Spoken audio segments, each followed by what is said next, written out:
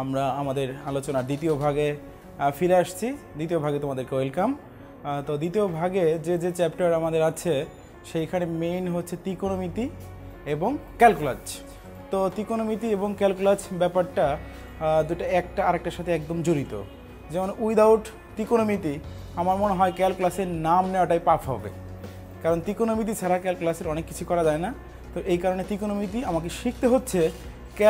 Calculus ভালো করে জানার জন্য আমাদের ত্রিকোণমিতি জানা দরকার। আর আদারওয়াইজ ত্রিকোণমিতি থেকেও তো আমাদের অনেক প্রশ্ন পরীক্ষায় আসবে। তো আমরা যেহেতু এখানে চারটা অধ্যায় আছে, যেমন ধরো 6 নম্বর অধ্যায় 7, এরপরে মাঝখানে আরেকটা টপিকস আছে যেটা হচ্ছে ফাংশন। তো ফাংশনটাও অনেক ইম্পর্টেন্ট। ফাংশনকে সাধারণত ক্যালকুলাসের হার্ট বলা হয়। তো তাদের ফাংশন সম্বন্ধে আজকে আমরা আইডিয়া নিব। তো আমরা প্রথমে ত্রিকোণমিতি দিয়ে স্টার্ট করি। ওকে বন্ধুরা, ত্রিকোণমিতি দিকে আসো।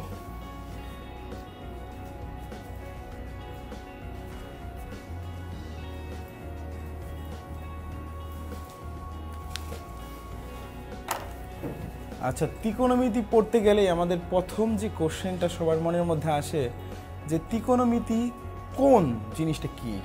তো এটা যতবারই আমাদের ছাত্রদের কাছে আমরা জানতে চাই ততবারই দেখা যায় ওরা ত্রিকোণমিতিক কোণ আর নর্মাল কোণের মধ্যে যে ডিফারেন্সটা এটা বুঝতে পারে না। তো আমরা প্রথমে আজকে ত্রিকোণমিতিক কোণ জিনিসটা কি সেটা একটু দেখানোর চেষ্টা করি।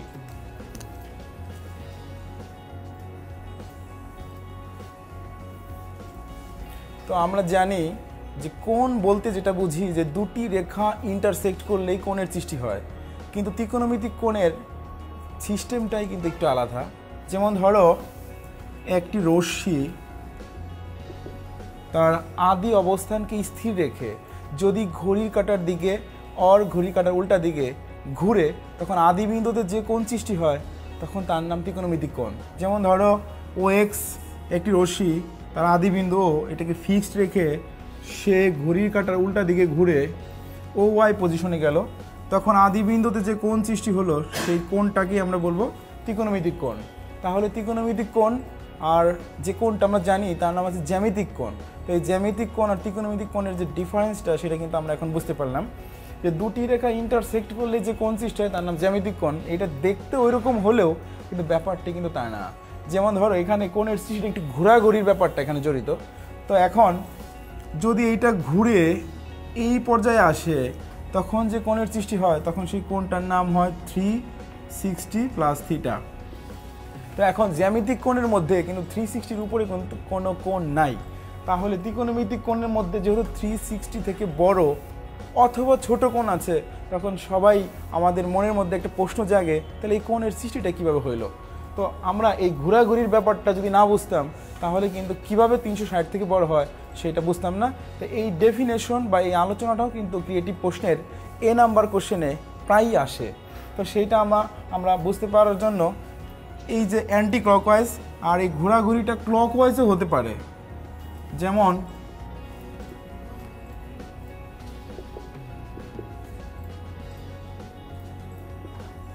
তো এখন যখন ক্লকওয়াইজ ঘুরবে তখন কোণের একটা নাম আছে, আর যখন অ্যান্টি ক্লকওয়াইজ ঘুরবে তখন কোণের একটা নাম আছে। যেমন যদি অ্যান্টি ক্লকওয়াইজ ঘুরে তখন সেই কোণটাকে আমরা বলবো ধনাত্মক কোণ, আর যখন ক্লকওয়াইজ ঘুরবে তখন সেই কোণটার নাম হবে ঋণাত্মক কোণ।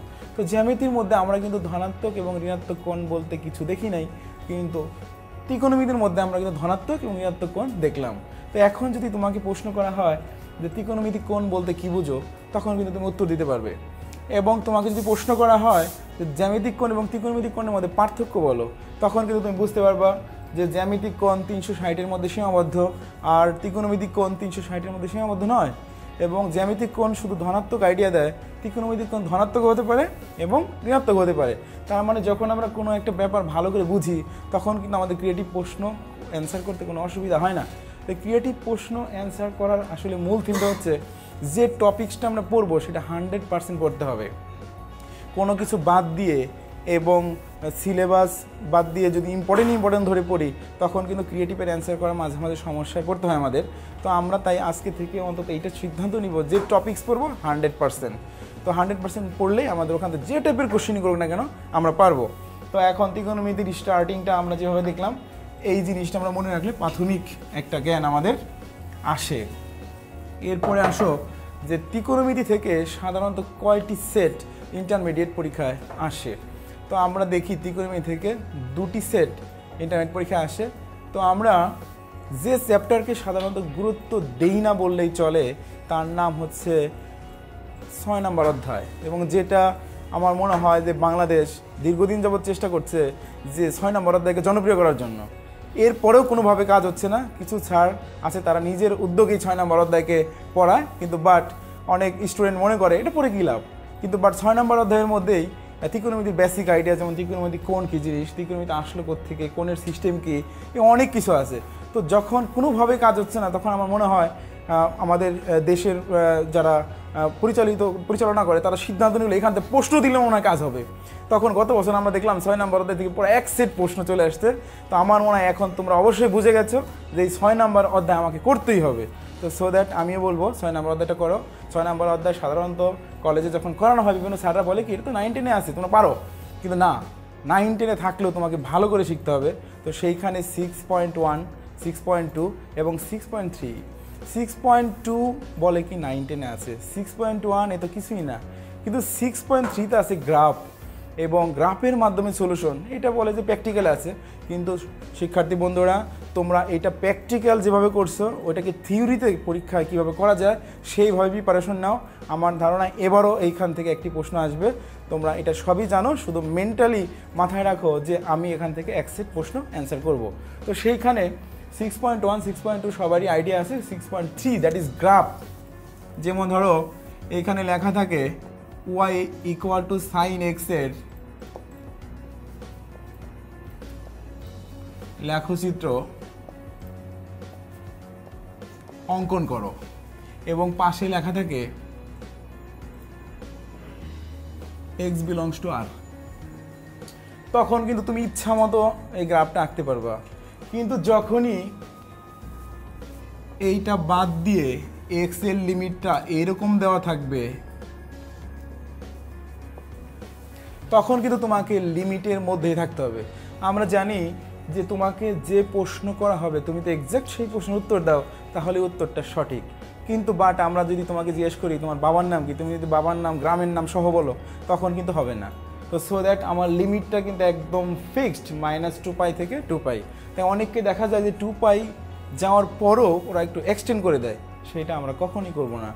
যা বলবে 100% তাই লিখবো, আদারওয়াইজ গ্রাফ কিন্তু হবে না। তো সেই ক্ষেত্রে আমি জাস্ট স্যাম্পল হিসাবে একটু দেখাই। সবাই আমরা সাইন এক্স কজ এক্স এই গ্রাফগুলো আমরা জানি। এই সাইন এক্স কজ এক্স এবং সাইন স্কোয়ার এক্স এবং কজ স্কোয়ার এক্স এভরিথিং যেটা আসুক না কেন আমরা জানি। এই গ্রাফ আঁকানোর যে একটা মূল বৈশিষ্ট্য সেটা আমি একটু বলে দিই। সেটা হলো এক্সের ডিফারেন্ট ভ্যালুর জন্য ওয়াইয়ের রেসপেক্টিভ ভ্যালু বের করতে হবে এবং সেইটা ছক কাগজে তুমি তোমার মতো করে বসাবে। এরপর যখন কার্ভ লাইন হবে তখন তোমাকে ফ্রি হ্যান্ডে জয়েন করতে হবে, এখানে কোনো স্কেল ইউজ করা যাবে না। তো সো দ্যাট তার মধ্যেও কিন্তু বেসিক কিছু রুলস আছে। রুলসটা কেমন? লেট 2π আমি যদি এখানে কয়েকটা ভাগে ভাগ করি,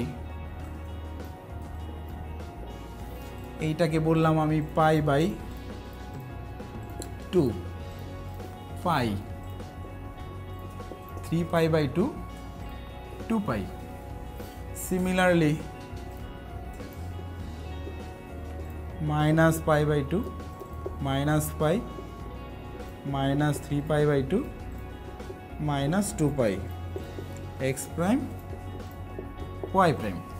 তো এখন আমরা জানি সাইন এক্স এর হাইয়েস্ট ভ্যালু হচ্ছে 1 আর লোয়েস্ট ভ্যালু হচ্ছে -1।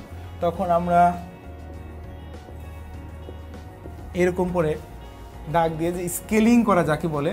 তো গ্রাফ আঁকানোর সময় আমাদের সবাইকে খেয়াল রাখতে হবে স্কেলিং কিন্তু খুবই ইম্পর্টেন্ট।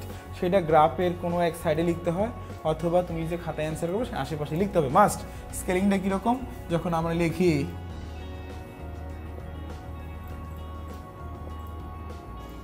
এক্স অক্ষ বরাবর তুমি যেভাবে নাও, যদি তুমি 5 ঘর সমান সমান তুমি 45 নাও তাহলে 1 ঘর সমান সমান কত 9। তার মানে আমাদের টার্গেট থাকবে এই মেন ভ্যালুগুলো যেন সে বোল্ড করা দাগের উপর থাকে। সেই ক্ষেত্রে আমি যদি 90 এখানে 5 ঘর নেই তাহলে এক এক ঘরে আমার থাকবে কত 10 করে। 10 মানে তুমি যেভাবে দরকার ওইভাবে লিখবা। যেমন π/x অক্ষ বরাবর π/x 18, তার মানে 10, এত সমান সমান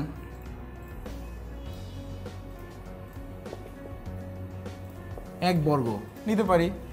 আর ওয়াই অক্ষ বরাবর 10 বর্গ সমান সমান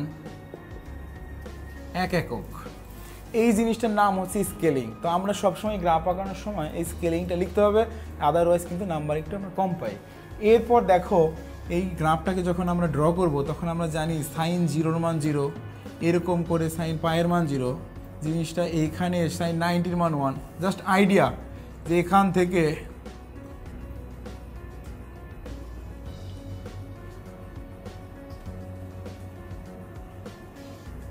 এই বরাবর 1। এখন দেখো সবাই যে 2π যেখানে শেষ হয়েছে আমার গ্রাফটা কিন্তু এইখানেই শেষ। আমরা অনেককেই দেখি তারা একটু উপর দিকে উঠিয়ে এরকম অ্যারো চিহ্ন দিয়ে দেয়। তো এই অ্যারো চিহ্ন আমরা দিতে যাব না, অ্যারো চিহ্ন দিলেই কিন্তু আমাদের ভুল হয়ে যাবে। তাহলে ভুলের জায়গাটা বুঝতে পারছো, এটা দিব না। আমাকে যা বলছে এক্স্যাক্ট ওইখানে যাব। সিমিলারলি এই পাঁচটা আমাকে দিতে হবে। এই গেল হচ্ছে আমার গ্রাফ 6.3। এরপর আমরা মাঝে মাঝে দেখি এই চ্যাপ্টার ভিতরেই গ্রাফ ইউজ করে সলিউশন করো, সেইখানে এরকম লেখা থাকে যে sine X minus cos x equal to 0।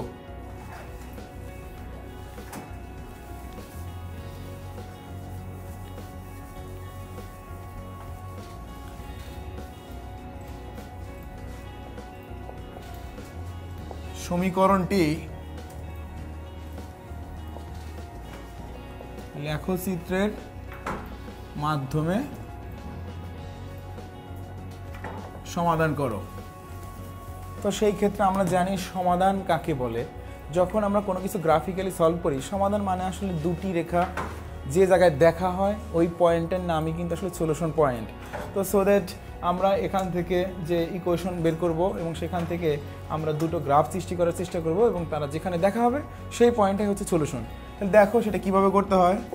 প্রথমে তুমি এটাকে এইভাবে লিখবা, এইটা। এরপর যত সাইন এক্স আর কজ এক্স সমান, তাহলে আমরা এটাকে বলতে পারি যে ধরি sine x cos x equal to y. That means y equal to sine x or y equal to cos x. তার মানে আমরা এখান থেকে দুটো ফাংশন পেলাম, y equal to sine x একটা, y equal to cos x একটা। তাহলে আমরা ওয়াই ইকুয়াল টু সাইন এক্সের এই চিত্র আঁকলাম এবং কজ এক্সের সিমিলার চিত্র আঁকবো। আঁকার পর তাদের যেখানে দেখা হবে that is the solution point.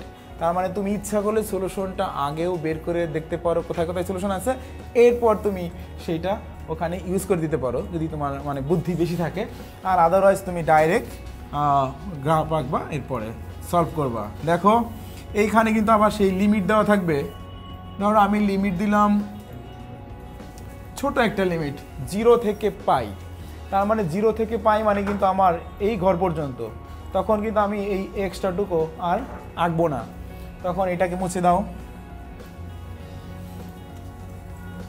এরপরে যদি কজ এক্সকে আমরা টার্গেট করি, কজ 0-র ভ্যালু কত? 1, এইখানে আসবে কজ 0-র ভ্যালু। এরপরে কজ 90-র ভ্যালু কত? 0, এইখানে আসবে। এবং কজ 180-র ভ্যালু কত? -1। তখন এইখান থেকে গ্রাফটা এইভাবে উঠতে থাকবে।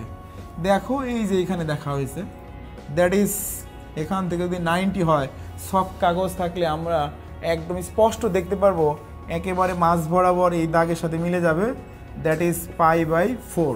তখন কিন্তু আমরা দেখলাম রিকোয়ার্ড সলিউশন মানে নির্ণেয় সমাধান আসলো π/4। এখন যদি এখানে লিমিট বাড়ানো থাকে দেন আমার নাম্বার অফ সলিউশন বৃদ্ধি পাবে। কিন্তু এই যে দেখা হলো যেখানে এই দাগটা তুমি ইচ্ছা করলে আগেই জানতে পারো। কিভাবে জানবা? তুমি যখন ইন্টারমিডিয়েট পরীক্ষা দাও তুমি তো এই কোয়েশনগুলো উইদাউট গ্রাফ সলভ করতে পারো, সেইটা চেক করে তুমি আগেই সলিউশনটা জেনে নিতে পারো। সেই টেকনিকটা সবচেয়ে বেশি দরকার। যেমন ধরো sine X equal to cos X, এখান থেকে আমরা এটাকে লিখতে পারি tan x equal to 1। tan x 1, tan কার ভ্যালু 1, tan π/4 এর ভ্যালু 1। তাহলে যেহেতু লিমিটটা হচ্ছে 0 থেকে পাই, তো সো দ্যাট আমরা ইচ্ছা করলে জেনারেল সলিউশনের কাছে যেতে পারি অর সরাসরি লিখতে পারি। জেনারেল সলিউশন কি ছিল? N pi plus alpha. এখন এন এর মান যখন 0 দিব তখন আমি ফার্স্ট ভ্যালু পাবো, তখন π/4। যখন 1 দিব তখন আমার এই যে লিমিটটা এটা ক্রস করে চলে যায়। তার মানে আমি এই গ্রাফ আঁকানোর আগেই কিন্তু আমার সলিউশনটা জানা হয়ে গেছে। তার মানে এই টেকনিকটা জানা থাকলে আমাদের কিন্তু এটা কাটা যাওয়ার আর কোনো চান্স নাই। তুমি আগেই সলভ করে অ্যান্সারটা জেনে নিবা, এরপরে প্রয়োজন বোধে গ্রাফ পেপারে যেখানে অ্যান্সার হবে ওইখানে আগে একটা ফোঁটা দাও ডট দিয়ে, এরপরে দাগটা ওই দিক বরাবর জয়েন করে দাও, তাহলে তোমার গ্রাফের চেহারা অনেক সুন্দর হবে এবং স্যার বুঝতে পারবে যে না ছেলেটা খুব বা স্টুডেন্টটা খুবই সুন্দর করে গ্রাফটা এঁকেছে। তো সো দ্যাট আমরা মনে হয় সবাই বুঝতে পারছি কীভাবে কত সুন্দর করে গ্রাফ আঁকা যায়। তো এই গ্রাফ 6 নম্বর অধ্যায়ের যে বেসিক এইটা অনেক সুন্দর করে পড়বা তোমরা। আমার ধারণা এবছরও এখান থেকে কিছু না কিছু পরীক্ষা আসবে। আর একটা জিনিস এখানে আছে যে একটা চিত্র এঁকে দেয় ছায়া ঘেরা অংশ, উইদাউট ছায়া ঘেরা অংশ, যার ফর্মুলা তুমি 9, 10 বা এখান থেকে জানো। জাস্ট বৃত্তকলা, ত্রিভুজ এই সমস্ত জিনিসের ফর্মুলা জানলেই আমরা এটা বের করতে পারবো। ওকে, 6 নম্বর অধ্যায় ক্লোজ।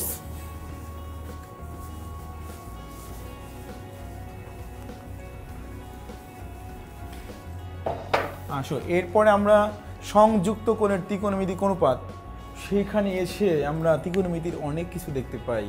যেমন ত্রিকোণমিতির যে মেইন ফর্মুলা যেখান থেকে স্টার্ট হয় sin a plus B, sin a minus B, cos a plus B, cos a minus B, এই 4টা ফর্মুলা দিয়েই সমস্ত ফর্মুলার সৃষ্টি। সেইটা স্টার্ট হয় কিন্তু আমার ত্রিকোণমিতির যে 7 নম্বর অধ্যায়, দ্যাট ইজ সংযুক্ত কোণের ত্রিকোণমিতিক অনুপাত, সেখান থেকে এইটা আসে। তো এখানে অনেক আলোচনা আছে। তো আমি যেটা বললাম যে ক্যালকুলাস করতে ত্রিকোণমিতি লাগে, উইদাউট ত্রিকোণমিতি ক্যালকুলাস করা আসলে অন্যায় হবে। তো সেইখানে যে কিন্তু আমাদের ত্রিকোণমিতির যে ফর্মুলাগুলো সেটা তোমার ভিতর থেকে মন থেকে জানা দরকার। কারণ যখন আমরা একটা ফর্মুলার সাথে আরেকটা ফর্মুলার কানেকশন লাগাইতে পারি তখনই কিন্তু আমার ফর্মুলা ভালো শেখা হয়। তাই আমি তোমাদেরকে বলবো ত্রিকোণমিতির ফর্মুলাগুলো একটার সাথে আরেকটা কীভাবে আসে সেই জিনিসটা অবশ্য আজকে আমরা দেখাবো না, কিন্তু সেটা দেখাতে পারলে ভালো হতো। তবে তোমরা মনে রাখবা যে কানেকশনটা তোমাদের নিজেদের সৃষ্টি করতে হবে, তাহলে ফর্মুলা কখনো ভুলবা না। আর আন্দাজে কোনো দিন বাজেট করে ফর্মুলা মুখস্থ করার কোনো দরকার নাই, এটা অঙ্কে ইউজ করতে করতে একসময় মনের মধ্যে ঢুকে যায়। আর আদারওয়াইজ যে সমস্ত জিনিস তুমি মন থেকে ভালোবাসো, যেমন তুমি যদি বুঝতে পারো ত্রিকোণমিতি ছাড়া আমি আসলে অনেক কিছু করতে পারবো না, তখন কিন্তু ত্রিকোণমিতি তোমার ভিতরে একাই ঢুকবে। এই ব্যাপারটাকে তুমি মনের মধ্যে ঢুকানোর চেষ্টা করো এবং ভালোবাসো, অতএব ত্রিকোণমিতি তোমাকে ক্যালকুলাস বা অন্যান্য জিনিস সব জায়গায় তোমাকে হেল্প করবে। এরপরে আমরা আসি যে কীভাবে বা কোন কোন অঙ্ক এখান থেকে আসে এবং যেটা ভুল হওয়ার সম্ভাবনা আছে। যেমন ধরো একটা অঙ্ক আছে একদম শুরুতেই,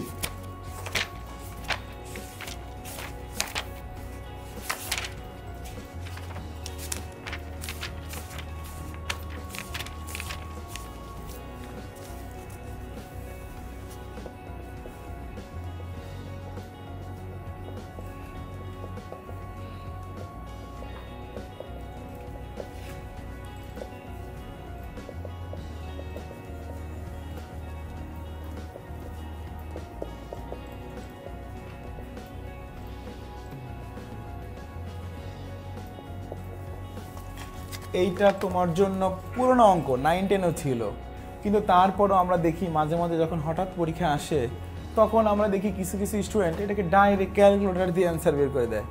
তো ক্যালকুলেটর দিয়ে অ্যান্সার বের করে দিলে তো হবে না, এটা ক্যালকুলেটর দিয়ে করার জন্য তো তোমাকে দেয় নাই।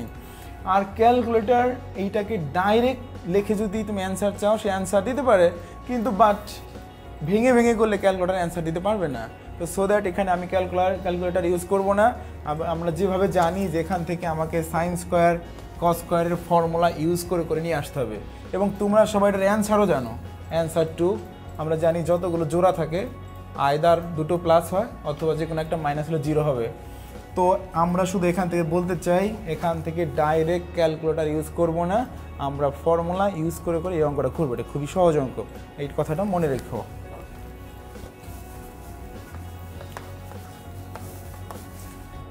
আর একটা জিনিস, ত্রিকোণমিতির মধ্যে মাঝে মাঝে ডিগ্রিতে থাকে, মাঝে মাঝে রেডিয়ানে থাকে। তো সো দ্যাট আমি তোমাদেরকে রিকোয়েস্ট করব ডিগ্রি থাকলে ডিগ্রিতেই করবা, আর রেডিয়ান থাকলে রেডিয়ানেই করবা। এটাকে চেঞ্জ করে করার কোনো দরকার নেই, কারণ যে মোডে আছে ওই মোডে করাটাই বেটার। আর সব সময় আমরা জানি ডিগ্রি দেখলেই আমাদের ভিতরে একটা কোন কোন ভাব আসে।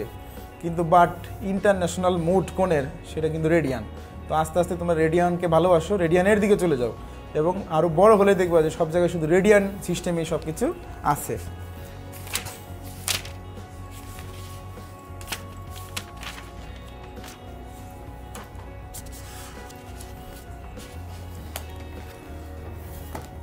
আচ্ছা, ত্রিকোণমিতির লাস্টের দিকে যে চ্যাপ্টারগুলো আছে 7.4, 7.5, 7.6, এখান থেকে একটু বেশি প্রশ্ন আসে।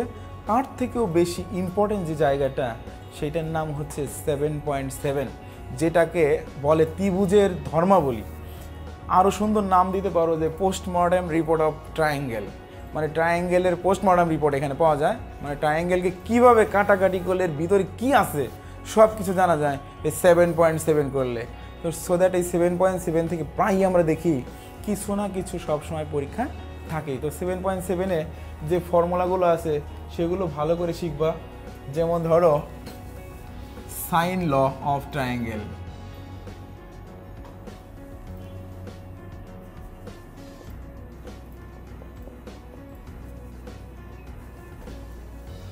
এ একটা, সেখানে লেখা থাকে A by sine A, B by sine B, C by sine C. এইটা ইউজ করে ওখানে অনেকগুলো প্রবলেম আছে। তো এখন এই তিনটা সমান, মাঝে মাঝে আমরা দেখি এখানে ইকুয়াল টু কে থাকে, কে মাঝে মাঝে টু আর হয়ে যায়। মানে কখন টু আর হয় সেটাও আমার জানা দরকার। যে মাঝে মাঝে আমরা দেখি কে ইকুয়াল টু টুয়াইস আর, তখন তোমাকে জিজ্ঞেস করা হয় আর কি জিনিস, তখন আমরা জানি আর হচ্ছে পরিবেশার্ধ। এখন পরিবেশার্ধ যখন আর দেওয়া থাকে তখন কিন্তু আমরা এই প্রমাণটা ভেক্টর মেথডে আমরা করি না, তখন এটাকে আমরা নর্মাল মেথডে করি। তো যদি কখনো আসে প্রমাণটা তখন অবশ্যই তুমি তখন টুয়াইস আর থাকলে নর্মাল মেথডে করবা, আর যখন কে দিয়ে থাকে বা কে থাকে না শুধু এইটুকু থাকে তখন আমরা অবশ্যই ভেক্টর মেথডে এই জিনিসগুলোর সলভ করব। ভেক্টর দিয়ে করলে একটা সুবিধা কি, ভেক্টরের মধ্যেও এটা আছে, ত্রিকোণমিতির মধ্যেও এটা আছে। তো সো দ্যাট একসাথে দুটো হয়ে গেল। এরপরে আসো কোসাইন ল। কোসাইন লর ভিতরে তিনটা জিনিস আছে, যেমন cos A, cos B, cos C. Cos A B square C square minus A square two B C, এরকম করে বাকি যে ফর্মুলাগুলো আছে এগুলোর প্রুফ আসতে পারে। কিন্তু এগুলো ইউজ করে কীভাবে অঙ্ক করা যায় সেরকম একটা অঙ্ক আমরা দেখব, যেটা পরীক্ষায় সাধারণত প্রায়ই আসে এই টাইপের একটা। এখানে ভুল হওয়ার তেমন জায়গা নাই, ত্রিকোণমিতিতে ভুল হওয়ার একটাই জায়গা, তুমি ফর্মুলা ভুলে গেছো, তোমার ভুলে যেতে পারো। আর একটা জিনিস যে ফর্মুলার সাথে ফর্মুলার যে কানেকশন আমি পূর্বে বলছি, সেইটা যদি তুমি রিল্যাক্স মোডে বের করতে পারো তাহলে ফর্মুলা আর কোনো দিন ভুলবে না।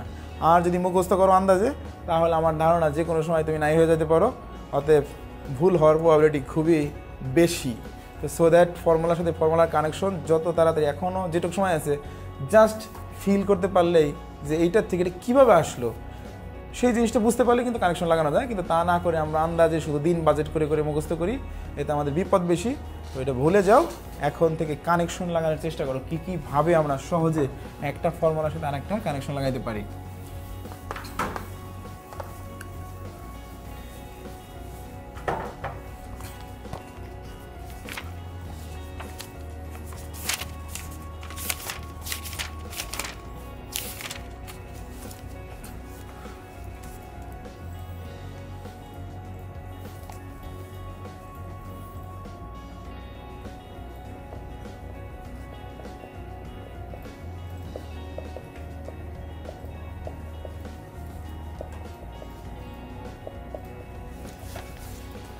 দেখো স্যাম্পল হিসাবে একটি অঙ্ক তুললাম। তো এই চ্যাপ্টারে অঙ্কের যে বেসিক আইডিয়া সেটা হলো অ্যাঙ্গেল থাকবে আর সাইড থাকবে, এবং সেইটা মিক্সার হিসেবে থাকতে পারে এবং আলাদা আলাদাও থাকতে পারে। তো তোমার টার্গেট হবে সাইড, দ্যাট ইজ বাহুগুলো থেকে অ্যাঙ্গেলে যাওয়া আর অ্যাঙ্গেলগুলো থেকে বাহুতে যাওয়া। তো তখন আমরা এটাকে সরাসরি ডাইরেক্ট করতে পারি, আর কারো মন চাইলে তুমি এই সাইডগুলোকে এক পাশে নিয়ে করতে পারো, তোমার ইচ্ছা। তবে নর্মালি যে সাইডে বাহুর যে সংখ্যা বেশি ওইটা নিয়ে কাজ করলে একটু সুবিধা হয়। মানে বিভিন্ন ধরনের স্ট্র্যাটেজি আছে, যে কোনো একটা স্ট্র্যাটেজি মেনটেন করলে হয়ে গেল। তো আমরা প্রথমে এই অঙ্কটা শুধু একটু করে দেখাই। রাইট সাইড দিয়ে আরম্ভ করলাম, B plus C sine A by 2। তো এখানে দেখো, এখান থেকে যদি আমি এইখানে যেতে চাই তাহলে আমাকে অবশ্যই সাইন ল অ্যাপ্লাই করতে হবে। Sine law that is A by sine A সমান সমান যদি টোয়াইস আর হয় তাহলে বি সমান সমান কত, টোয়াইস আর সাইন এ টোয়াইস আর সাইন সি। এইটা আমরা লিখি সবসময়, কিন্তু বাট আমার সাইড নোটটা দিতে ভুলে যাই। তো এই সাইড নোটের কারণে মাঝে মাঝে দু একজন স্যার তারা নাম্বার কম দিতে চায়। তো সো দ্যাট আমরা কোনো স্যারদেরকে সুযোগ দিব না নাম্বার কম দেওয়ার, আমরা অবশ্যই এই সাইড নোটগুলো ইউজ করব। A by sine A, B by sine B, C by sine C twice R. এরপর এখান থেকে টোয়াইস আর কমন নিলাম, সাইন এ সাইন সি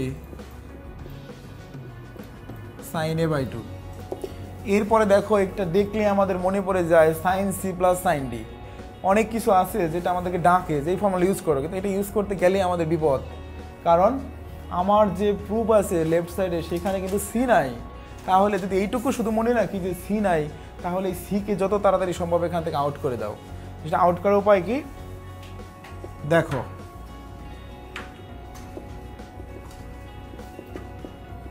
তাহলে সাইন সি এর পরিবর্তে আমরা লিখতে পারি পাই মাইনাস এ প্লাস বি। কারণ যে কোনো ত্রিভুজের 3 কোণের সমষ্টি 180, এটা আমাদের একদম বাই ডিফল্ট মাথার মধ্যে অল টাইম আছে এবং এটা ভুলে গেলে চলবে না। তো সাইন এ বাই 2 এটাও সাইড নোট হিসাবে লিখে দিতে পারো। Twice R sine A, second quadrant sine positive, জোর সাইন সাইনই থাকলো।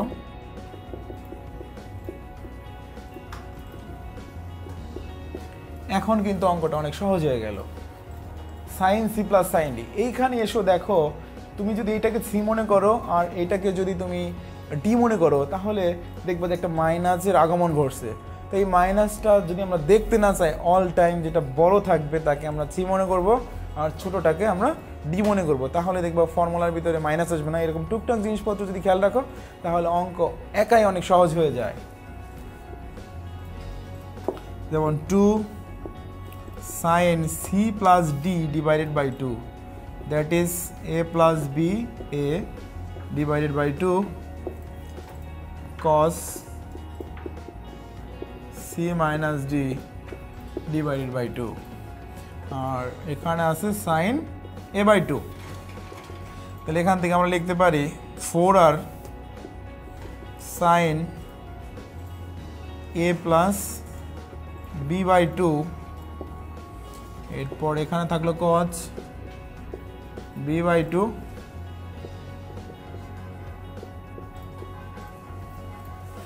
sin a by 2। সরি, একটু কারেকশন করে দিচ্ছি, এখানে b হবে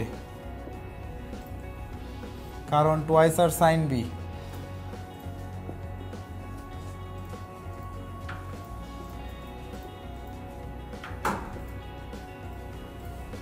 দেখো a plus B minus B, তাহলে এখানে থাকলো তোমার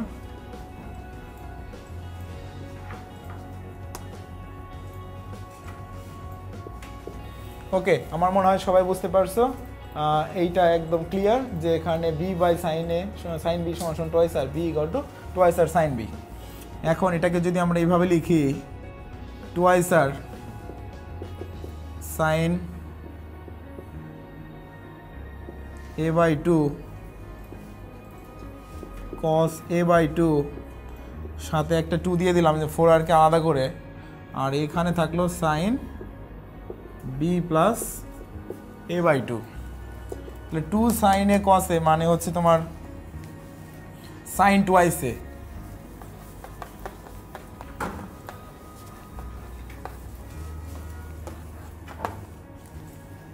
এটাকে আমরা লিখতে পারি টুয়াইস আর সাইনে সাইন বি প্লাস a/2। তো টুয়াইস আর সাইন এ মানে সাইন ল অনুসারে এ, সাইন a/2 বি। এখানেও তুমি আবার সাইন ল লিখে দিতে পারো, এটা না লিখলেও চলবে কারণ একবার সাইড নোট দিলেই হয়ে যায়। তো এখন আমি একটা অঙ্ক স্যাম্পল হিসাবে করলাম এই কারণে যে কোথায় কোথায় সাইড নোট দিতে হয় এই চ্যাপ্টারে সেই জিনিসটা আমরা একটু দেখে দিলাম। তো এই সাইড নোটগুলো দিলে জাস্ট 1 নাম্বারের জন্য আমরা এখান থেকে সেভ হইতে পারি এবং আমরা এই সাইড নোটগুলো দিব আর বিভিন্ন জায়গায় কীভাবে আমরা ফর্মুলা ইউজ করি সেই কথাগুলো মনে রাখবো। এখানে তেমন কোনো কঠিন অঙ্ক নেই, এখানে মেনলি ফর্মুলাগুলো আমাদের মনে রাখতে হচ্ছে এবং প্র্যাকটিসটা বেশি করে করতে হবে ত্রিকোণমিতিতে। কারণ আমরা জানি ত্রিকোণমিতির ফর্মুলা জানার পর সরল করলে এক সময় মিলবেই, কিন্তু বাট এই টাইমটা তুমি কোথায় পাবা, তার প্র্যাকটিস বেশি করব, তাই আমরা ত্রিকোণমিতি আরও ভালো করে পারবো।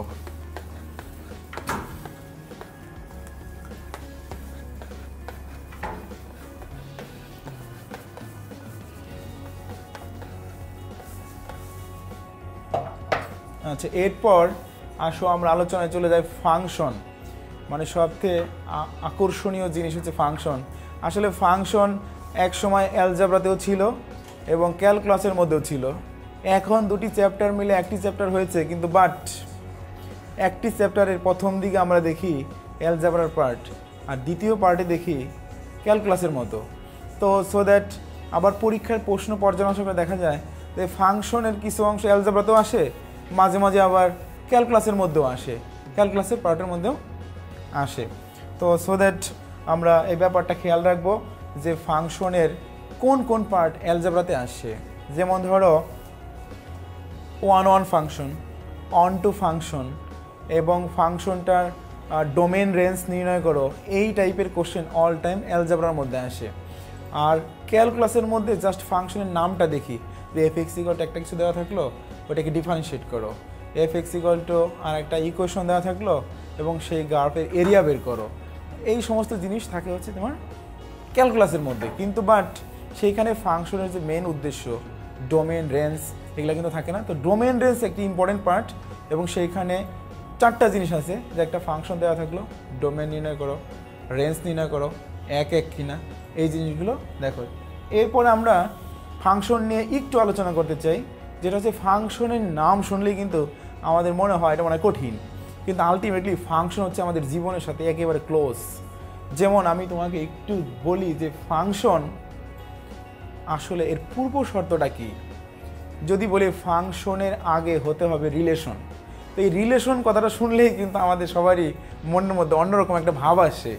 তো এখন তোমাকে যদি আমি বলি যে রিলেশন কেউ কারোর সাথে করে, সবাই বলবে ইয়েস। রিলেশন করতে যে কেউ আগায় যায়, কেউ আগে বলে, যে আগায় যায়, যে আগে বলে তাদেরকে বলে ডোমেন। এখন তুমি একটু মিল করে দেখো এই জিনিসটাকে, যে যেদিকেই নিয়ে যেতে চাও সব দিকেই সত্য হবে। যেমন ধরো তুমি যখন এসএসসি পাস করেছিলা তখন তুমি বিভিন্ন কলেজে ভর্তি হতে চাইছো, বিভিন্ন কলেজে যে চাইছো সেই যে তোমার চাওয়া তুমি হলো ডোমেন। কিন্তু তুমি যে সমস্ত জায়গায় ভর্তি হতে চাইছো সবাইকে মিলে হবে হচ্ছে কোডোমেন। কিন্তু যখন তোমার সাথে তো সব কলেজের রিলেশন হয় নাই, যার সাথে রিলেশন হয় সে হচ্ছে তোমার রেঞ্জ। তাহলে ডোমেন রেঞ্জ কোডোমেন ব্যাপারটা কিন্তু খুবই ক্লোজ। যেমন যে রিলেশন করতে চায় তাদেরকে বলে ডোমেন, যাদের সাথে করতে চায় তাদেরকে বলে কোডোমেন, যার সাথে রিলেশন হয় তাকে বলে রেঞ্জ। তাহলে ডোমেন রেঞ্জ কোডোমেন ব্যাপারটা আমার মনে হয় অনেকটাই ক্লিয়ার। এরপরে যদি আরও সুন্দর করে বলতে চাই, তুমি যে রিলেশন করতে চাও এবং সেই রিলেশন যদি সত্য হয় তাহলে সেই রিলেশন ফাংশন পর্যন্ত যাবে। এখন সত্য কাকে বলে, সত্য কাকে বলে এবং সুন্দর কাকে বলে, যেমন এইখানে কোনো ধরনের উল্টাপাল্টা থাকা যাবে না। যেমন একজন একসাথে 2 কলেজে ভর্তি হতে পারবে না, তার মানে 2 কলেজে ভর্তি হওয়া মানেই হলো তুমি উল্টাপাল্টা করছো। অতএব এই জিনিসটাকে গণিতের ভাষায় বলা হয়েছে যে একই ডোমেন বিশিষ্ট 2টা রেঞ্জ পাওয়া গেছে, তার মানে একজন 2জনের সাথে রিলেশন, খুবই খারাপ। এই ধরনের ব্যাপারটা নট অ্যালাউ সব জায়গাতেই, সো দ্যাট ফাংশনের নট অ্যালাউ। তাহলে ফাংশন তাহলে কত সুন্দর, তাহলে ফাংশন আমাদেরকে বলা যায় যে সৌন্দর্য সৃষ্টি করতে শেখায়, ফাংশন আমাদেরকে সৎ হইতে শেখায়। তাহলে আমরা সবসময় ফাংশন সৃষ্টি করার চেষ্টা করব, এইটা আমাদের মনে রাখবো। আর অঙ্কের সাথে কানেকশন লাগানোর চেষ্টা করবো যে ফাংশন এর অঙ্ক আর জীবনের অঙ্ক এক কিনা, দেখো মিলে যাবে। এরপরে আসো ফাংশনের ভিতরে এমন একটি অঙ্ক আছে যেটা এবার আসার মতো, সেরকম একটা অঙ্ক আমি তোমাদেরকে দেখাই।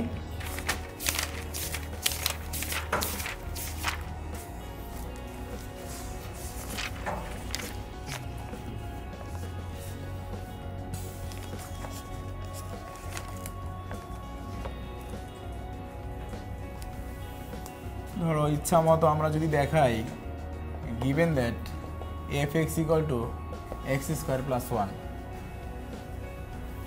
তোমাকে ডিটারমাইন করতে বলছে f ইনভার্স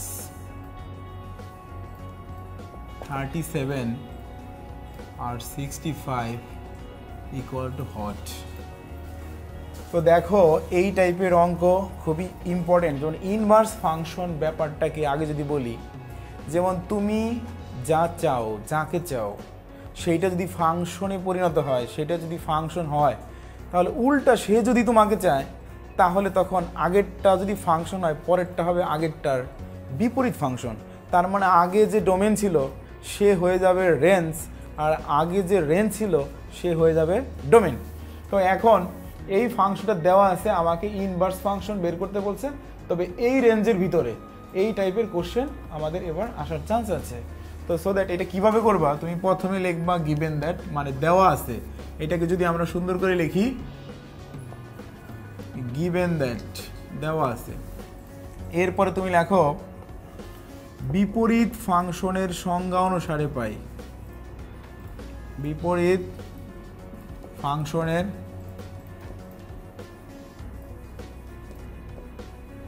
সংজ্ঞা অনুসারে পাই। এটা হচ্ছে ডায়লগ, এভাবে লিখতে হবে f ইনভার্স 37 65 = তো আমরা সবসময় রিয়েল নাম্বারের মধ্যে থাকবো, এটা প্রশ্নে দেওয়া থাকবে। লেখার style x belongs to r, মানে x এর মানটা হবে বাস্তব সংখ্যা, সাজ দ্যাট যেখানে f(x) এর ভ্যালুটা হবে 37 থেকে 65 এর মধ্যে। যদি থার্ড ব্র্যাকেট দেখো দ্যাট ইজ ক্লোজ ইন্টারভেল, তার মানে এখানে ইকুয়াল সাইন হবে। এরপরে দেখো লাইন বাই লাইন কত সহজ এই সিস্টেমে এই অঙ্কটা করা। 37 ঠিক থাকলো, f(x) এর ভ্যালু গিভেন দ্যাট, তো x² + 1 65। তো আমরা দেখলাম জাস্ট f(x) এর ভ্যালুটা আমরা এখানে বসাইলাম। এরপরে নর্মাল সিম্পলিফিকেশন,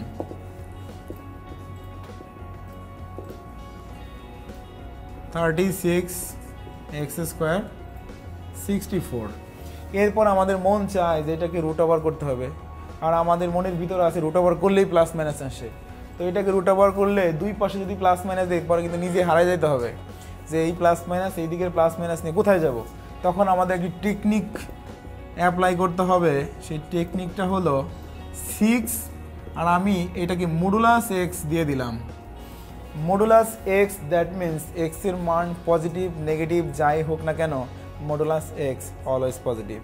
তো সো দ্যাট এখন কিন্তু 6 আর 8। এরপরে আমরা জানি মডুলাস হচ্ছে একটা মেশিনের মতো, এর ভিতরে যা ঢোকাই দেবো পজিটিভ হয়ে বের হবে।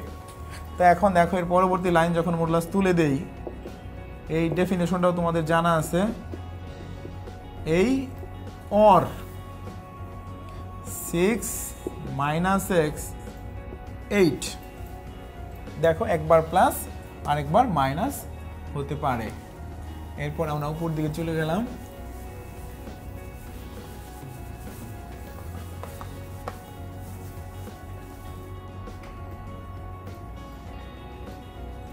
Function x belongs to r,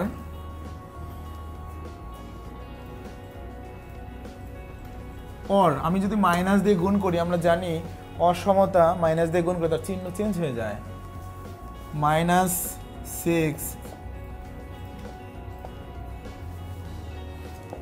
এরপরে দেখো এইটাকে যদি আমরা সোজা করে লিখি গ্রেটার দেন, কিন্তু আমাদের সবসময় ন্যাচারালি অভ্যাসটা হচ্ছে লেফট সাইড থাকবে ছোট আর রাইট সাইড আমার ডাইন হাতের দিকে থাকবে বড়। আমরা ওই স্টাইলে যাব। এইটা এরকম আছে, এটাকে এরকম করে দিব, -8 less than x less than -6। দেখো এটা সেম। মাঝখানে আছে অর 6 থেকে 8। দেখো ছোট তার থেকে বড় তার থেকে বড়, একই স্টাইলে লেফট থেকে রাইটে চলে যাচ্ছে। এরপর x বিলংস টু r, এইটাই অ্যান্সার। একে আমরা আরো সুন্দর করে লিখতে পারি -8 থেকে -6, এই ব্যবধির মাধ্যমে লিখতে পারি। অর মানে ইউনিয়ন 6 আর 8 অ্যান্সার। তার মানে তুমি ইচ্ছা করলে এইভাবে অ্যান্সার দিতে পারো, ইচ্ছা করলে এইভাবে অ্যান্সার দিতে পারো। এই অঙ্কটা যদি এইভাবে করি আমরা, তাহলে আমাদের অনেক সুন্দর হয়। কিন্তু যখন আমরা ইনভার্স ফাংশন বের করি তখন কিন্তু আমরা অ্যান্সারটা পুরোপুরি লিখতে যে ভুল করি। তো সো দ্যাট আমার মনে হয় এই মেথডটা তোমরা ফলো করো। তারপরেও যদি তোমার আরও কোনো মেথড জানা থাকে এবং সেটা অবশ্যই তুমি ফলো করবা। গণিত আসলে গণিতের নিয়মে চলবে এবং সেইখানে একটা নিয়মে করতে হবে, নট নেসেসারি, তবে নিয়মগুলো সুন্দর হলে সবচেয়ে বেটার হয় এবং নিজের জন্য অনেক সুবিধা হয়।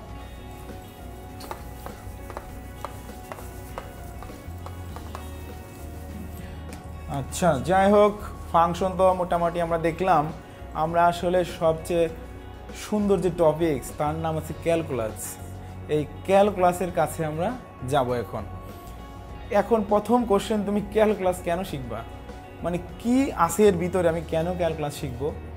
তো ক্যালকুলাস মেনলি দুই প্রকার, একটার নাম হচ্ছে ডিফারেন্সিয়েশন আর একটা নাম হচ্ছে ইন্টিগ্রেশন। এবং এইটার ইউজ নাই এরকম কোনো জায়গা নাই, অথবা এমন জায়গা আছে শুধু এইটাই ইউজ করা যায়, অন্য কিছু ইউজ করা যায় না। যেমন ডিফারেন্সিয়েশন, এইটা যদি বলি যে ডিফারেন্সিয়েশন কি, তাহলে এক কথায় তুমি শুধু বলার চেষ্টা করো বা বোঝার চেষ্টা করো রেট অফ চেঞ্জ বের করা। এই মহাবিশ্বের প্রত্যেকটা জিনিস পরিবর্তন হচ্ছে এবং সেই পরিবর্তন প্রতি মুহূর্তে হচ্ছে। এই প্রতি মুহূর্তের পরিবর্তন একমাত্র ডিফারেন্সিয়েশন ইউজ করে বের করা সম্ভব, আদারওয়াইজ সম্ভব না। কত সুন্দর জিনিস! তার মানে যে কোনো জিনিস ইনস্ট্যান্ট যে পরিবর্তনটা, সেটা একমাত্র ডিফারেন্সিয়েশন বের করতে পারে, আদারওয়াইজ বের করা সম্ভব না। তাহলে ডিফারেন্সিয়েশনটা আমাদের জানা দরকার। এবং এই পরিবর্তনের রেটটা যখন নির্দিষ্ট দিকে হয় তখন আমরা তাকে ভ্যালোসিটি বলি, এবং ভ্যালোসিটির যদি পরিবর্তন বের করি তখন অ্যাক্সেলারেশন বলি। আমার মানে গতিশীল এই দুনিয়ায় ভ্যালোসিটি অ্যাক্সেলারেশন ছাড়া আর কি আছে, এইটা বের করার জন্য এটা খুবই গুরুত্বপূর্ণ। তো এখন ফাংশন শিখলাম, এটা আমার কাজে লাগবে। ডিফারেন্সিয়েশনের মূল থিম আছে তোমার লিমিটের মধ্যে, লিমিট। এখন সেই লিমিট জিনিসটা কি, এটা নিয়েও এক ধরনের রহস্য মানুষের মধ্যে, যে লিমিট আর ডাইরেক্ট মানের মধ্যে পার্থক্য কী। যেমন ধরো একটা এক্সাম্পল দেই, সেটা হলো sin x by X limit x tends to 0। যদি আমরা x এর ভ্যালু ডাইরেক্ট এখানে বসাই, তাহলে sin 0/0, 0 দিয়ে তো কোনো কিছু ডিভাইড করা যায় না, তাহলে ডাইরেক্ট বসানো যায় না। আবার আমরা এটা সমান সমান লিখি কত, 1। এটা দ্বারা বোঝানো হয় x এর মান কিন্তু 0 না, 0-র খুবই কাছাকাছি। দ্যাট ইজ আইডিয়া, 0-র খুবই কাছাকাছি। তো লিমিট নিয়েও অনেক বিস্তারিত আলোচনা করা যায়। তো সেখান থেকে আমরা শুধু একটু আইডিয়া দেখাবো যে কোনো একটা ফাংশনের ভ্যালু একটা নির্দিষ্ট দিকে যাইতে চায়। যেমন ধরো এইটা যদি একটা নির্দিষ্ট ভ্যালু হয় a, তাহলে আমরা কোনো একটা ফাংশন নাম দিলাম তোমার l এবং a f(x). তার মানে এখানে লেফট সাইড থেকেও সে l এর কাছে যাইতে চায়, রাইট সাইড থেকেও সে l এর কাছে যেতে চায়। তার মানে আলটিমেটলি এটার মান কিন্তু 1 না, 1-এর খুবই কাছাকাছি, এত কাছে যে 1ই কিন্তু বাট 1 না। তার মানে এখানে কিন্তু গণিতের ফিল করার ব্যাপারটা এখান থেকে আসে, যে ধরো কোনো একটা কিছু জিনিস যদি এটার উপর দিয়ে যাইতে চায় বোর্ডের উপর দিয়ে, একটু পরে গেলে কিন্তু পড়ে যাবে। কিন্তু এমন একটা সিচুয়েশন যে সে পড়েও না, ভালো মতো থাকেও না। এই ক্রিটিক্যাল সিচুয়েশনে কি অবস্থা সেটা বের করার জন্য আমরা লিমিট ইউজ করি। তার মানে এক্স্যাক্ট ভ্যালু না, কিন্তু এক্স্যাক্টের কাছাকাছি, এবং ওইটা এক্স্যাক্টই বাট এক্স্যাক্ট না। একদম যা টার্গেট করছে ওইটাই হবে, কিন্তু একেবারে ওইটা না, কিন্তু ওইটার খুবই কাছাকাছি, এত কাছে যে এদের মধ্যে ডিফারেন্স টেন্ডস টু 0। ডিফারেন্স নাই বললে চলে, খুবই কাছে। তো সো দ্যাট এই লিমিটের আইডিয়া ছাড়া ডিফারেন্সিয়েশন করা সম্ভব হতো না, এবং ডিফারেন্সিয়েশনের যে মূল নিয়ম সেটা লিমিট থেকে আসছে। তো দেখো একটা সময় ছিল ডিফারেন্সিয়েশন পরীক্ষায় আসা মানে একটি মূল নিয়মের অঙ্ক পরীক্ষায় আসা, কিন্তু সেই জিনিস ক্রিয়েটিভ আসার পর একটু হলেও চেঞ্জ হয়ে গেছে। আমার ধারণা গত বছর মূল নিয়ম নিয়ে কোনো প্রশ্ন ঢাকা বোর্ডে আসে নাই, অন্যান্য বোর্ডেও খুব একটা দেখা যায় নাই। তবে আমার মনে হচ্ছে এইবার মূল নিয়ম নিয়ে একটা না একটা অঙ্ক আসার সম্ভাবনা আছে। তাহলে মূল নিয়মের অঙ্কগুলো তুমি কিভাবে করবা সেই জিনিসটা একটু দেখে নাও। যে এর একটি বেসিক ফরম্যাট আছে, সেই ফরম্যাট ফেল করলে নাম্বার কমে যায়। কোথায় কোথায় সমস্যা হয় দেখো। Let e to the power x, একদম সিম্পল, জাস্ট ডিজাইনটা দেখাবো। E to the power x কে এক্স এর সাপেক্ষে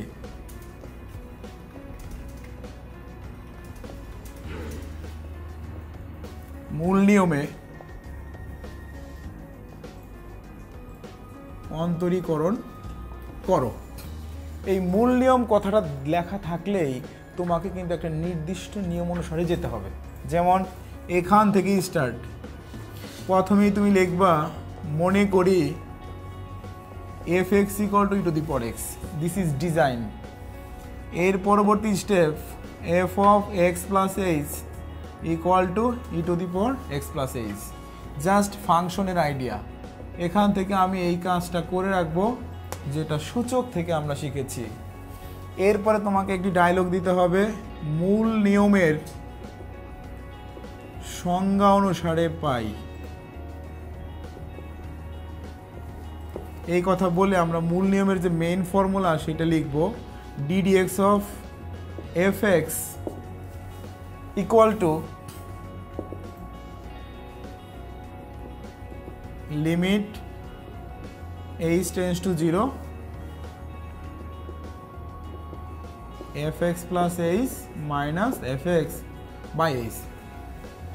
1 2 3 4 এই চারটি লাইন কমন লাইন, এটা সব অঙ্কের জন্য তুমি লিখবা।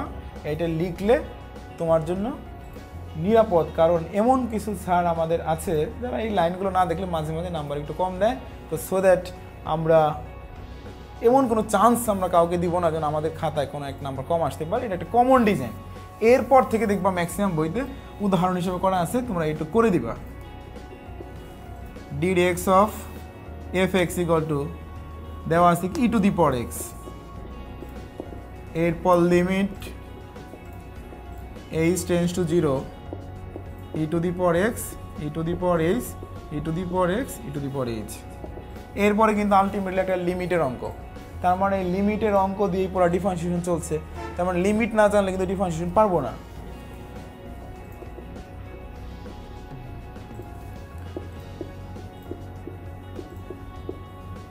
দেখো আমার লিমিটটা আছে এইচ এর জন্য, কিন্তু ই টু দি পাওয়ার এক্স এর তো কোনো কাজ নাই। তো সো দ্যাট আমরা ইচ্ছা করলে একে লেফট সাইডে নিয়ে আসতে পারি। লিমিট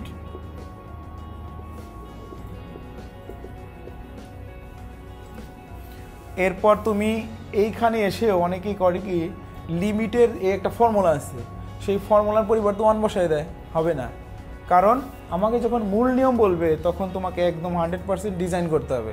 ই টু দি পাওয়ার এক্সের যে সিরিজটা আছে সেই সিরিজ ইউজ করে অঙ্কটা করতে হবে, আদারওয়াইজ আমাদের আবারও নাম্বারিংয়ের সমস্যা হবে। সেই সিরিজটা কি দেখো, e to the power x limit h tends to 0 1 plus h by factorial 1 দেওয়া যায়, না দিলে অসুবিধা নাই। h square by 2 factorial h cube by 3 factorial dot dot dot infinity minus 1 by h। 1 আর 1 ক্যান্সেল হয়ে গেল। ই টু দি পাওয়ার এক্স, এখান থেকে আমরা এইচ কমন নিলাম।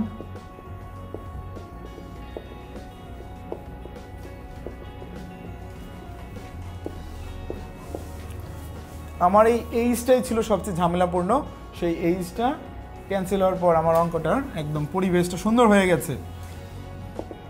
ই to the power x limit h tends to 0 1 plus h by 2 factorial h square by 3 factorial. এখন দেখো value বসালে আর কোনো প্রবলেম নাই।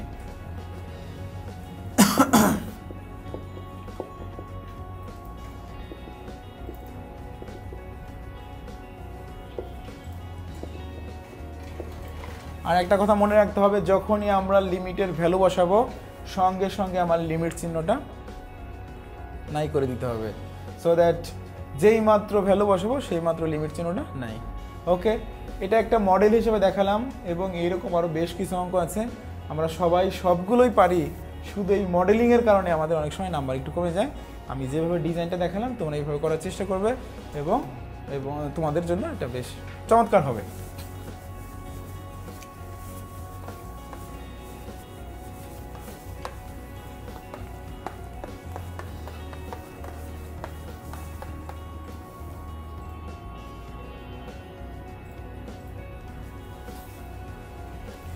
আচ্ছা, লিমিট যেখান থেকে শুরু ওখান থেকে ক্যালকুলাসের স্টার্টটা হয়েছে, তো আমরা ক্যালকুলাস এখন লিখলেও স্টার্ট হয়ে গেছে কিছুক্ষণ আগেই।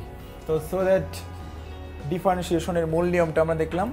এরপর ডিফারেন্সিয়েশনের 9.2 থেকে 9.5 পর্যন্ত শুধু ডিফারেন্সিয়েশনের কিছু রুলস আমরা শিখবো। সেখানে ইউভি, ইউ/ভি আর বিভিন্ন টাইপের ফর্মুলা আছে। তো এরপর আমরা এগুলো কেন শিখবো, এগুলো আলটিমেটলি আমাদের 9.6 আর 9.7, 9.8, 9.9 এগুলো করার জন্য, এগুলো মানে এই টার্মে বা এই সিচুয়েশনে এগুলো করার জন্য আলটিমেটলি অনেক কাজ আছে। তো আমরা দেখি ক্রিয়েটিভ কোশ্চেনের ভিতরে maximum time 9.6 that is successive differentiation, এখান থেকে কিছু না কিছু আসে। এরপরে তোমার 9.7, 9.8 সেখানে আছে ডিফারেন্সিয়েশনের ইউজ, যেমন ধরো ট্যানজেন্ট, নর্মাল এগুলো বের করা, ম্যাক্সিমাম মিনিমা বের করা। তো এই জিনিসগুলো তোমরা ভালো করে শিখবা ডিফারেন্সিয়েশন থেকে। এবং সবাইকে আমি বলতে চাই যে ক্যালকুলাসের পার্ট থেকে 2টা প্রশ্ন অ্যান্সার করা কিন্তু খুবই সহজ, এবং এইটা এবং 9.6 থেকে 9.9 পর্যন্ত অঙ্কগুলো প্রায় সবাই পারে বলা যায়, ঠিক আছে। তো তোমরা এখান থেকে যে জিনিসটা ভালো করে শিখবা, 9.7 থেকে ট্যানজেন্ট নর্মাল, এবং 9.8 থেকেও এইটা, এবং এখানে ট্যানজেন্টগুলো কখন প্যারালাল হলে কি হয় এবং পারপেন্ডিকুলার হলে কি হয় এই জিনিসগুলো শিখবা। আর ম্যাক্সিমাম মিনিমার মধ্যে খুব বেশি অঙ্ক নাই, ম্যাক্সিমাম ভ্যালু, মিনিমাম ভ্যালু ব্যাপারটা কি, সেইখানে আমরা দেখি যে একটি ফাংশনের অনেকগুলো ম্যাক্সিমাম ভ্যালু থাকতে পারে, একটা ফাংশনের অনেকগুলো মিনিমাম ভ্যালু থাকতে পারে, এবং সেই জিনিসগুলো মাঝে মাঝে দেখি যে maximum value less than minimum value হয়ে যায়। সেই জিনিসটা কি কারণে হয়, এবং শর্টকাট যদি একটু দেখাই, ধরো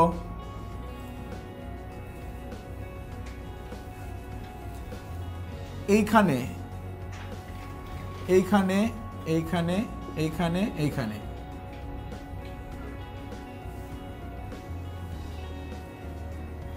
দেখো, এখানে যদি ম্যাক্সিমাম ভ্যালু থাকে তার ট্যানজেন্টও প্যারালাল টু এক্স অ্যাক্সিস, এইখানে যদি মিনিমাম ভ্যালু থাকে তার ট্যানজেন্টও প্যারালাল টু এক্স অ্যাক্সিস, তার মানে একটা কন্ডিশন কমন, তার মানে প্যারালাল টু এক্স অ্যাক্সিস হবে tangent, that is D Y D X equal to 0। তো এইখানে হাইয়েস্ট ভ্যালু, এইখানে লোয়েস্ট ভ্যালু, এইখানে লোয়েস্ট ভ্যালু, এইখানে হাইয়েস্ট ভ্যালু। তুমি একটু দেখো এই জায়গার হাইয়েস্ট ভ্যালু এই জায়গার লোয়েস্ট ভ্যালুর থেকেও ছোট, তার মানে এই ঘটনাটার নামই হচ্ছে যে হাইয়েস্ট মানেই যে সে সব জায়গার জন্য হাইয়েস্ট তা না, সে এলাকা ভেদে ঘটনাটি ঘটে। যেমন ধরো তোমার এলাকার একজন প্লেট জমিদার, সে ঢাকার এমন একটা এলাকা আছে যে এলাকার কোনো একটা সিম্পল জায়গার জন্য ওটা কিছুই না, তার মানে কোনো একটা এলাকার জমিদার আর একটা এলাকার সাধারণের থেকেও সাধারণ হয়ে যেতে পারে, that is the maximum minimum idea. এটা যে কোনো জায়গায়, কিন্তু একটা জায়গায় শুধু একটা ম্যাক্সিমাম একটা মিনিমামই থাকতে পারে। তো যাই থাক, এখান থেকে প্রশ্ন আসার সম্ভাবনা খুবই বেশি, তো এটা ভালো করে আমরা শিখব। এরপরে আসো ইন্টিগ্রেশনের পার্ট, ডিফারেন্সিয়েশনের জাস্ট উল্টা ইন্টিগ্রেশন, তবে এটার অনেক ইউজ আছে। যেমন পৃথিবীর মহাবিশ্বের যে কোনো ডিজাইনের জিনিসের এরিয়া ভলিউম বের করার জন্য ইন্টিগ্রেশন সে একমাত্র মাধ্যম।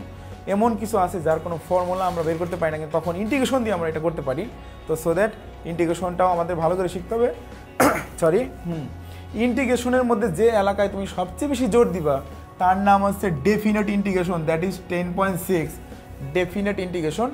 আর 10.7 যেখানে তোমার এইরকম জিনিসপত্র আছে x square y square equal to a square, এইটার এরিয়া বের করো। X square by a square y square by b square equal to 1, y square equal to 4x। এই ধরনের বক্ররেখা দ্বারা আবদ্ধ ক্ষেত্রের এরিয়া বের করো ইউজিং ইন্টিগ্রেশন। যখন এই কথাগুলো বলা থাকে মাঝে মাঝে প্রশ্নের মধ্যে লেখা থাকে না ইন্টিগ্রেশন ব্যবহার করে করো, তখন কিন্তু অনেকেই ফর্মুলা ইউজ করে দেয়। ফর্মুলা ইউজ করলে কিন্তু হবে না। স্যাররা বা কোশ্চেন যেখানে থাকে সেখানে যদি ভুলও থাকে তাও তোমরা কিন্তু ইন্টিগ্রেশন ইউজ করে এটা করবা। এটা সবসময় মনে রাখতে হবে, ইন্টিগ্রেশন ইউজ করে এই এরিয়াগুলো আমরা বের করব। আর এই অঙ্কগুলো করার সময় অবশ্যই আমাদেরকে ফিগার রাখতে হবে। এটা সার্কেলের ফিগারটা আমি যদি একটু দেখাই যে কীভাবে তুমি ইন্টিগ্রেশনটা করবা। যেমন ধরো এই সার্কেলটাকে যদি আমি এইভাবে ইন্ডিকেট করি, এটা সেন্টার এ এবং বি, যেহেতু রেডিয়াসে এই পয়েন্টের কোঅর্ডিনেট A0, এই ফিগারটা কিন্তু আঁকতে হবে। এরপরে দেখো এই এলাকা যদি বের করতে পারি, অরিজিনের কোঅর্ডিনেট 0 0, তার মানে ইন্টিগ্রেশনের বৈশিষ্ট্য কিন্তু একটা লোয়ার লিমিট থেকে আপার লিমিট যেখানে নিব ওখান থেকে যার উপরে ইন্টিগ্রেশন চালাবো সেখানে বাই ডিফল্ট একটি পারপেন্ডিকুলার ড্র করবে।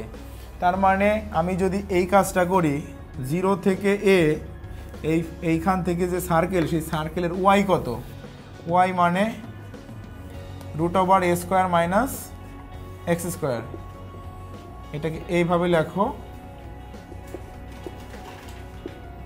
দেখো চারটা জিনিস, যেখান থেকে স্টার্ট করব সেখানে পারপেন্ডিকুলার, যেখান থেকে শেষ করব সেখানে পারপেন্ডিকুলার, যার উপর ইন্টিগ্রেশন চালাবো সেইটা, আর ডিএক্স থাকলেই কিন্তু এক্স অ্যাক্সিস। এই চারটা জিনিস দ্বারা যে এলাকা আটকা পড়ে যাবে সেটা বের হবে। এখন এইটা করলে আমরা শুধু ফার্স্ট কোয়াড্রেন্টের পার্টটা পাবো, কিন্তু আমার জিনিস আছে কয়টা, চারটা। তার মানে এই চারটা আমাকে রিকোয়ার্ড অ্যান্সার যখন করব, এটার নাম যদি আমরা আই দেই তাহলে আমার রিকোয়ার্ড অ্যান্সার হবে এটাকে 4 দ্বারা গুণ করে দিব। তার মানে আমি এটাকে 4 লিখে দিলে আমার পুরা এরিয়াটা পাবো। তো সো দ্যাট আমরা খুবই তাড়াহুড়ার মধ্যে যেটুকু দেখাইলাম তোমাদের, শুধু আমি বলতে চাই যে তোমরা ইন্টিগ্রেশনের পার্টের শেষের দিকের পার্টটা খুব ভালো করে করবে, আর ডিফারেন্সিয়েশনের শেষের দিকের পার্টটা খুব ভালো করে করতে হবে। যদিও এদের ফার্স্টের দিকের পার্ট ভালো করে না করলে শেষের পার্টটা বোঝা যায় না, তো অতএব ফার্স্টের দিকের পার্টও আমরা ভালো করে করবো, কিন্তু পরীক্ষায় অ্যান্সার করতে হবে তোমাকে শেষের দিকের পার্ট থেকেই। তো যাই হোক, আমরা টোটাল যদি ফার্স্ট পেপারকে আবার একটু রিভিউ করে দেই, যে তোমার কাজ হলো কিভাবে তুমি পুরো ফার্স্ট পেপারটাকে ডিজাইন করবা। তো সেই ক্ষেত্রে দুইটা গ্রুপ আমরা আলাদা আলাদা করে আলোচনা করলাম, যে তুমি টার্গেট নিবা যে প্রথম দিক থেকে 2 সেট না 3 সেট, অথবা শেষ দিক থেকে 2 সেট না 3 সেট। যেহেতু আমি বলবো ত্রিকোণমিতি না জানলে ইন্টিগ্রেশন ডিফারেন্সিয়েশন পারা যায় না, তাই ত্রিকোণমিতি ভালো করে শিখতে হবে। আর ত্রিকোণমিতি পারলে ক্যালকুলাস পারা যায়, তাহলে ক্যালকুলাস থেকে 2 সেট, ত্রিকোণমিতি থেকে 2 সেট, 80 প্রশ্ন, সাথে ফাংশনও আছে। তো সেই ক্ষেত্রে আমার মনে হয় দ্বিতীয় ভাগ থেকেই বেশিরভাগ জিনিস অ্যান্সার করার চেষ্টা করবা, আর ওই দিকেও আছে, তারপরে যেদিকে যার ভালো লাগে সেটা করবা। তো এরপরে ওভারঅল যে জিনিসটা বলতে চাই, পরীক্ষা যত কাছে আগায় আসে আমাদের মন তত অস্থির হয়ে ওঠে, এটা হচ্ছে নর্মাল একটি ব্যাপার। তো এই ঘটনাটা যেন আমাদের জীবনে না ঘটে তার জন্য আমাদের কী করতে হবে, আমরা যদি বুঝে বুঝে সব কিছু পড়ি তাহলে কিন্তু আমরা সবসময় রিল্যাক্স মোডে থাকতে পারবো। আর রিল্যাক্স মোডে থাকার জন্য বুঝে বুঝে পড়া দরকার।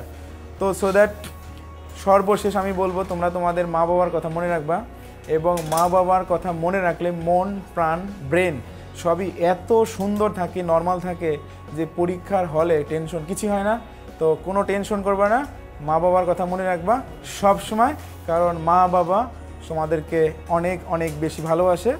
এবং টিচারদের কথা মনে রাখবা, সবার কথাই মনে রাখবা, আর নিজেকে সব থেকে বেশি ভালোবাসবা, আর নিজেকে মূল্যায়ন করবা যে তুমি অনেক কিছু পারো, অনেক কিছু জানো, তুমি তোমাকে বিশ্বাস করবা, তুমি ক্যালকুলেশন করতে পারো, তুমি নিয়ম জানলেই পরীক্ষার হলে রিল্যাক্স মোডে ক্যালকুলেশন করে গণিত করে দিতে পারবা।